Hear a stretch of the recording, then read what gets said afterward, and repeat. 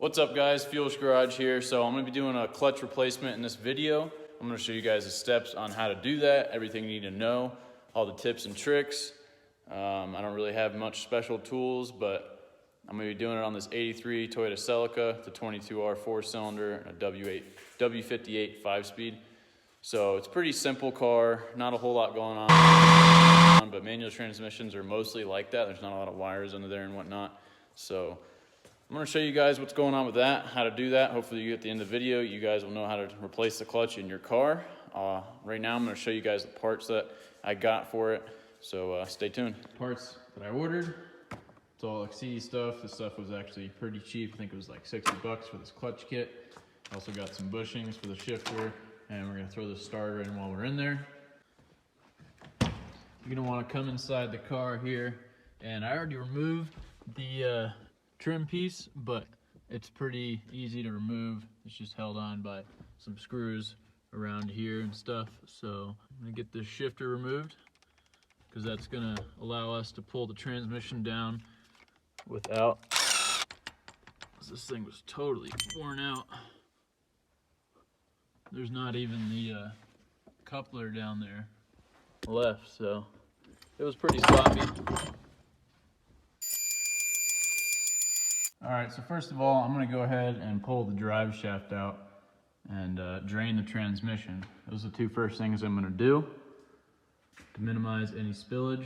So this car has a two-piece drive shaft where it splits right here. Normally, if it's one piece, you just disconnect it back here, but I'm actually just gonna split it here and drop this center bearing, and it should slip right out of the transmission there. Now we got the transmission draining, I'm gonna go ahead and get on the drive shaft. These are 12mm bolts.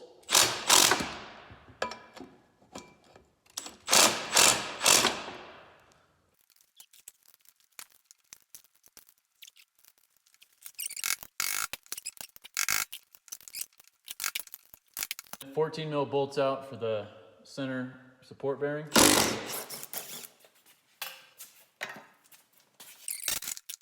Now you can see the drive shaft's kind of ready to come apart here.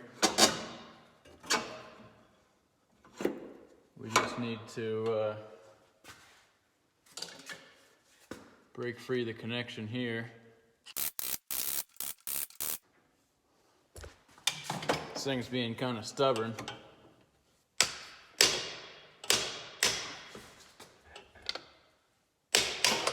There we go. We got that separated. Go ahead and pull the slip shaft out. I'm gonna go ahead and put the drain plug back in the transmission. All right, so I'm gonna go ahead and start pulling off the connectors and stuff that would keep you from pulling this transmission out. I'm gonna go ahead and remove this reverse sensor. So since these connectors are such a pain to get apart after however many years, I'm just going to twist this wire as I loosen the reverse sensor. Be careful not to get the wires too twisted up because you could break them. That's going to be easier than trying to get those connectors apart because those things suck to get apart. So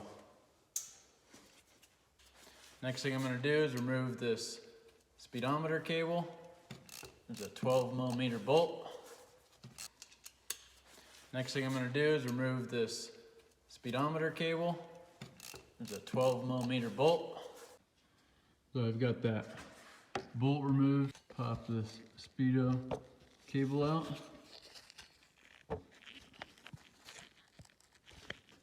Get this thing out of here. Next thing I'm going to go after is this slave cylinder. Just want to get that out of the way there.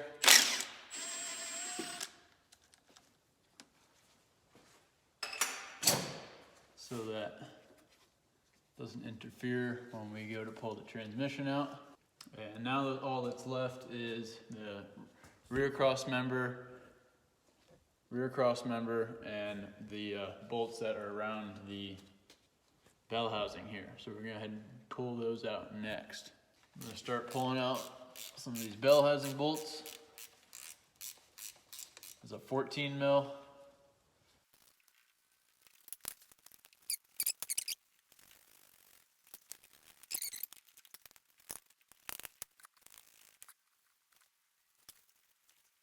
Go ahead and break our starter bolt loose there. Move that lower starter bolt. And then there's a nut on top of the starter here. It's on a stud. No way I can get you guys a good view up there. I got both hands busy. It's above the starter, I can't even see it. I'm just feeling around up there. Right above the starter though. There's also a ground wire that goes on there like that, and the nut for above the starter. So then we can go ahead and take go ahead and slide that off the stud there. Should be an electrical connector on the starter right there. You can see that. You can see that little electrical connector on the starter there. And then there's a 12 millimeter bolt on here. The starter wire. Go ahead and disconnect that so I can get this, so I can pull this starter out of here and get it out of our way. Looks like a 17 millimeter bolt right here.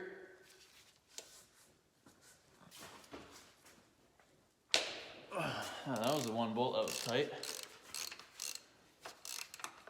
Freaking rest of them are just hand loose, hand tight, hand loose, same difference. And I still have the top bolts hooked up, so this thing is still got plenty of support on it. Next thing I'm going to remove is this other 17 millimeter bolt right here. This bracket's supposed to be supporting the exhaust, but that is no longer there. So, and then right above it is a 12 millimeter. All right, so now I've got just the cross member to pull out, and I have two bolts at the top of the bell housing, and this thing's ready to come out. So I'm gonna go ahead and get my transmission jack and support it.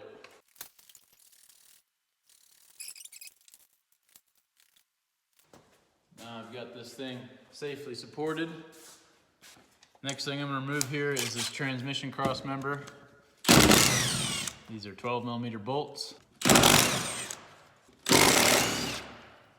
Just gonna remove the 4 on each side here. No real good way to get you guys a good angle in there, but you can see my extension right here running up to the left side top bell housing bolt. Surprisingly loose. These are 17 millimeter.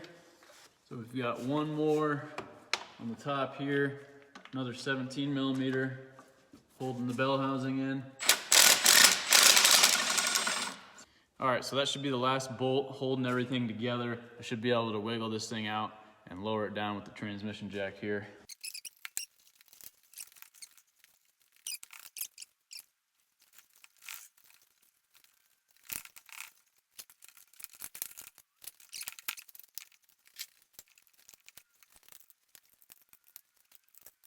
I just put a ratchet strap around this thing, make sure it wasn't gonna fall off of here.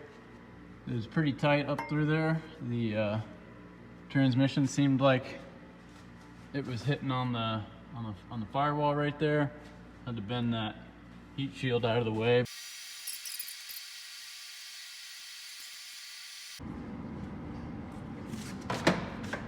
Well, this transmission jack I've only used a couple times. It's about brand new, but I went to put a little grease in it and the nipple just broke right off, you know.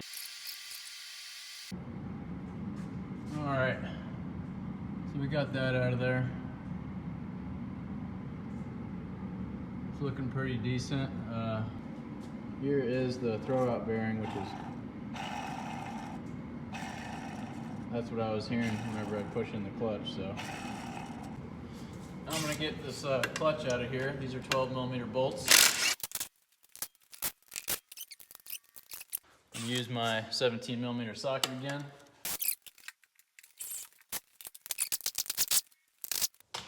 Want to be careful on the last bolt. Take a 12mm socket.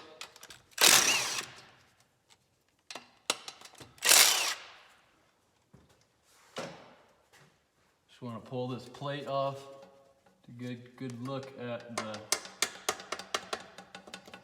rear main seal, because it's never a bad idea to change that while you're in here. Looks like this rear main seal's got a small seep to it, so we'll have to figure out what we're gonna do about that, whether I'm gonna go get a new seal or not, and gotta figure out how I'm gonna get this pilot bearing out, whether we're gonna go get a tool or... So once again, I do not have the correct tools. So what I'm gonna try to do here is just pump that full of grease. And I took a 1/4 inch extension and I just ground down this edge a little bit, just so it slips in here nicely. And I'm gonna try to use like a hydraulic pressure to get this thing out of here. Not really sure if this is gonna work, but I'm gonna try stuffing some paper towel in there. See if that'll help.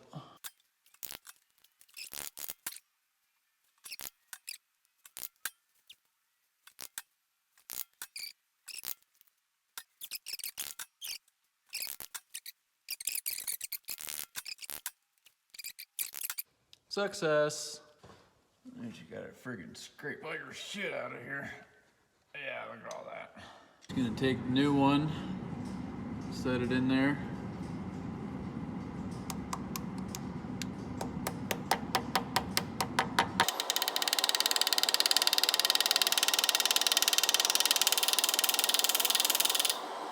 There we go, we got the new one installed.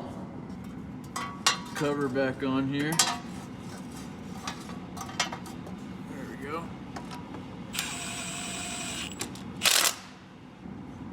Come up here with the flywheel.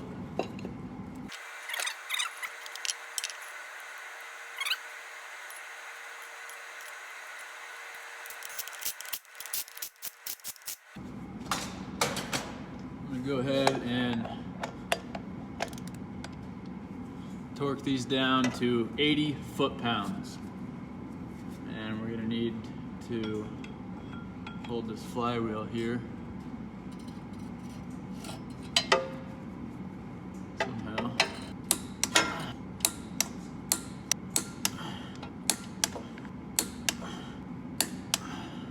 I want to clean this up with a little bit of brake wash. It says TM side, which is the transmission side. I'm going to put it on my tool here.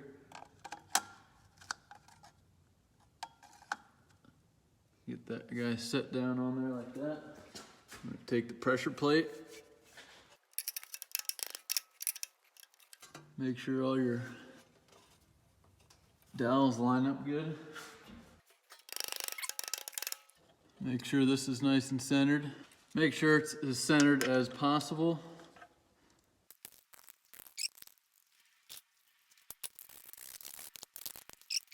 Just want to tighten all these down, crisscross pattern.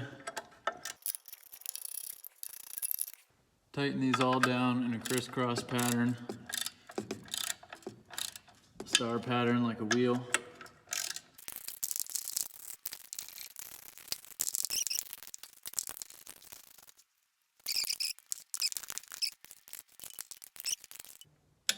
All right, now I can take that out. We're gonna go ahead and replace the throwout bearing. It's bad. Come off like so.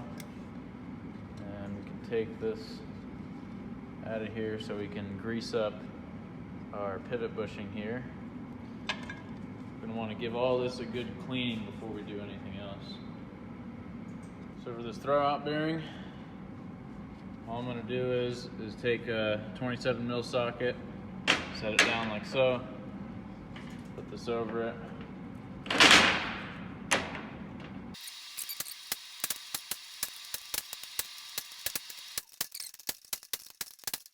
Got to install our new throwout bearing. I'm gonna take a 32 mil socket.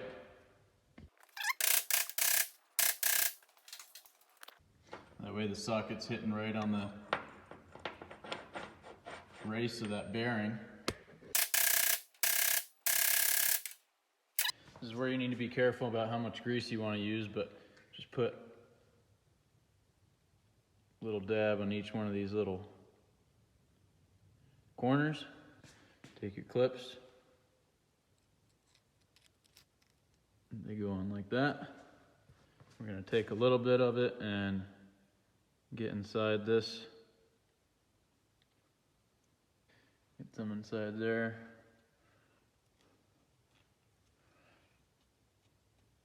Go with a light coating on this shaft here.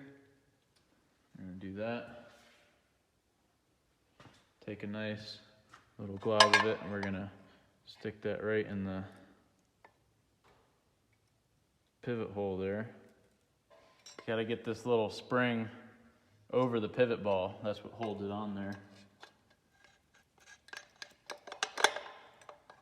There we go. We'll take our throwout bearing, slide it back on there. Everything's in a tappy place. We'll take our clips, put them back on there. Now you can see that. We're going to take a very, very small amount and put it on these splines. Super small amount because you don't want to have it flinging off and getting on your new clutch. By the way, I'm using high temperature brake grease because I've seen anti-seize stuff dry out. And we'll put a small little layer, a small amount of grease, put it around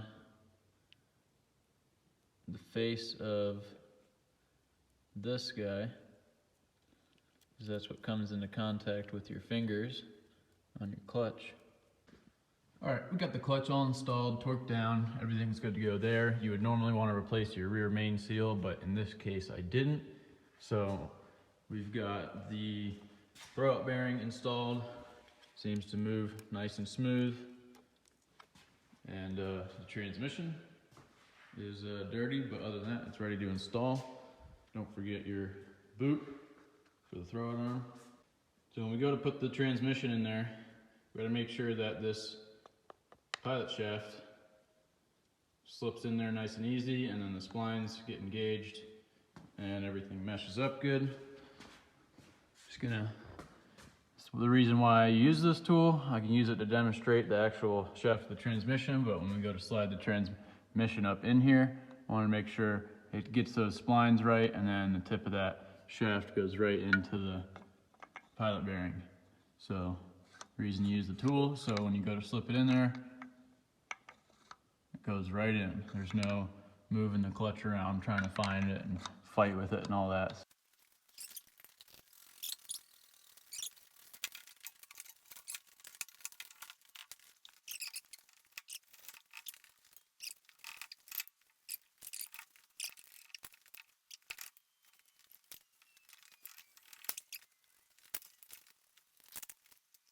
Tilted it back a bit to try to make a little room here, but as you can see, we're pretty close. It's not quite engaged yet, so keep wiggling on her.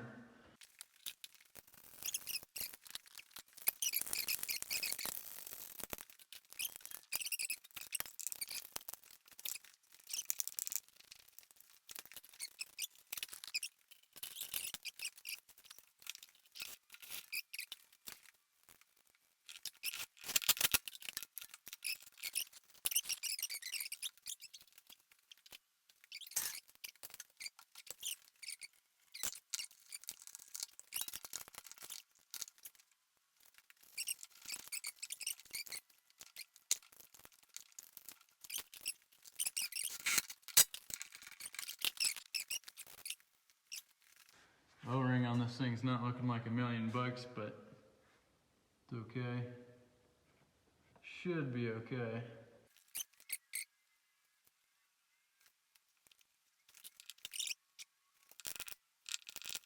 Put the sensor back in, install it. Uh-oh, this was supposed to go over the transmission. That's always something you gotta be careful about when you're putting the transmission in, is make sure you know where all your wires go, so that when you're ready to install it, you're not doing what I'm doing, where you're fishing wires over the transmission and whatnot. So that way, it just makes it easier if you, I was twisting this thing counterclockwise so that when I install it, it won't be all twisted up by the end of it. Just want to crush that washer down. All right, got everything on the rear side of the transmission hooked up. Just gonna take a couple of these 14mm bolts.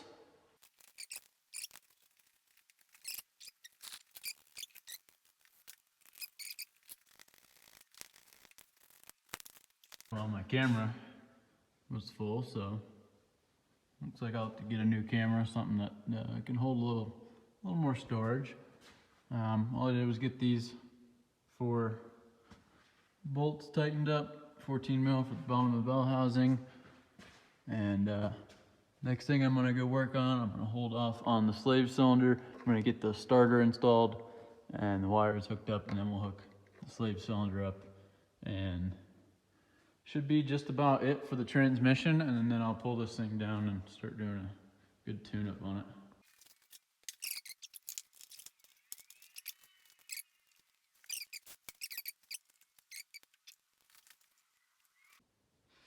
I got the electrical connections for the starter hooked up and the bell housing bolts tightened down.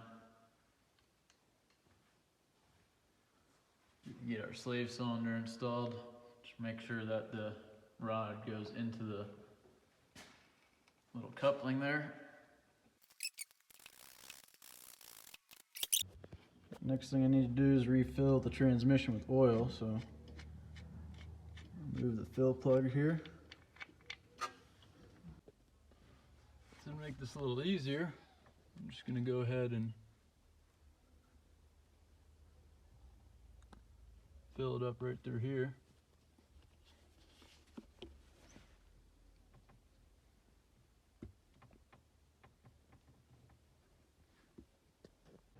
It tends to overflow, so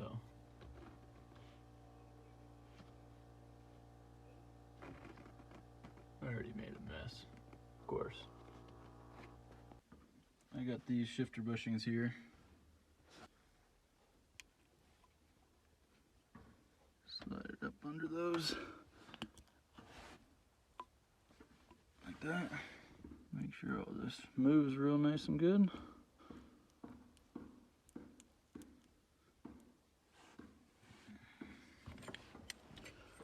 And then I'm going to replace the little cap on this. Alright, this is what we got going on. I just put a little bit of sealant on there since I didn't have a new gasket. And I got the new end piece on and everything's greased up. And I'm just going to put the 4 bolts back in. That'll be it. I couldn't even shift this last time. I had tons of slop, but that's pretty good for 200,000 mile training. The old OBS out of the way so I can get the celica out.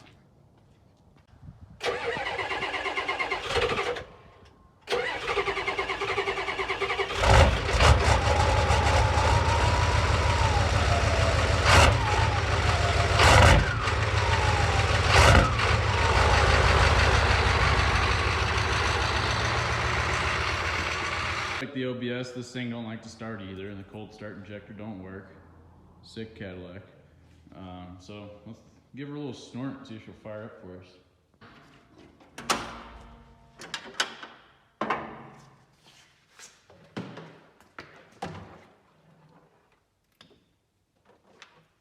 Let's give her a little consent in the jug. Right down the old fuel hit making happener. Oh. It's okay. It don't need to go in it, as long as it's near it.